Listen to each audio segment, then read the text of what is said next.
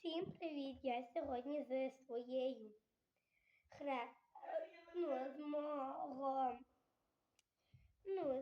з Артемом. Хто не знає, це зараз покажу Артема. Будь ласка, Артема. Ось це Артем, а це її подружка Кіра.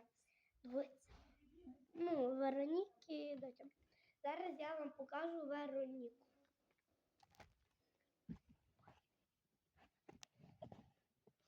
Ой, визвана. Я її не можу показати саме обличчя, щоб її ніхто не захейтив. Так що я не знімаюсь.